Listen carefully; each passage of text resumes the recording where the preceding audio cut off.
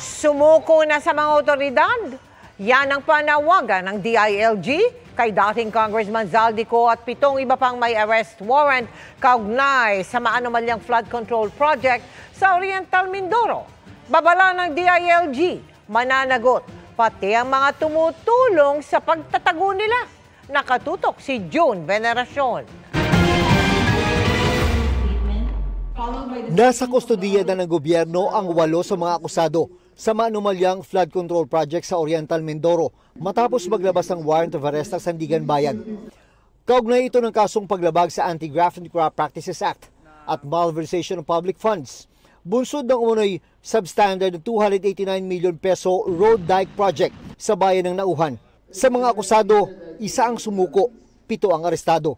Sa 8 pang pinaghahanap, 4 ang nasa abroad kabilang si dating Congressman Zaldico. Sa impormasyon ng DILG at PNP, sa New Zealand ang last known location ni Aderma Angeli Alcazar, ang President at Chairperson ng Board of Directors ng SunWest. Nasa New York naman daw si Cesar Buenaventura, ang Treasurer ng SunWest. Si Montrexis Tamayo ng DPWH naman ay sinasabing nasa Jordan. Surrender to the nearest authorities. Surrender to the nearest police station.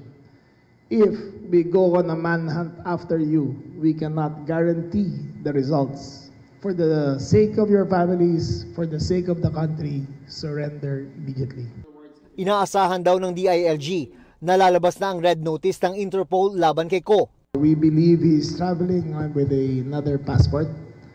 We do not know if he's using another name. So, bine-verify pa namin. Now that we have now that he is good, the arrest warrant, the red notice can be out and then we will further determine kung nasaan talaga siya. Sabi ng DILG, bukod kay dating Congressman Zaldico, kumontak na raw sa mga law enforcement agencies ang 3 iba pang akusado na nasa abroad at nagsabing nakahanda silang sumuko at magtungo sa mga embahada ng Pilipinas kung nasaan sila ngayon. We have to make it clear that no matter where you are in the world, we will find you. If you are at large, we will find you. Binalaan ng mga otoridad ang mga nais tumulong sa mga pinaghahanap na akusado na mananagot sila sa batas. Umpisa pa lang po ito. Marami pa pong parating na kaso, marami pa pong makakasuhan, marami pa po ang maaresto.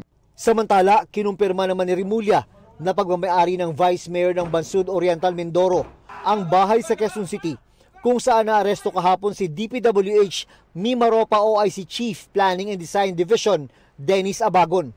Pero hindi niya pinangalanan ng Vice Mayor. We have determined that he is the owner of the property. Ang didetermine namin kung ano ang nature ng kanyang stay sa lugar na yan. Kung he was renting or he was being hidden. Sa panayam ng GMA News kay Bansud Oriental Mindoro Vice Mayor Alma Mirano, inamin niyang siya ang may-ari ng bahay kung saan natunton at naaresto si Abagon. Pero aniya, pinauupahan lang niya ang bahay at walang ugnayan kay Abagon. Nakipagtulungan pa nga raw siya sa NBI para maaresto si Abagon at nagbigay ng pahintulot na pasukin ng bahay. Para sa GMA Integrated News, June Veneracion, Nakatutok, 24 Oras.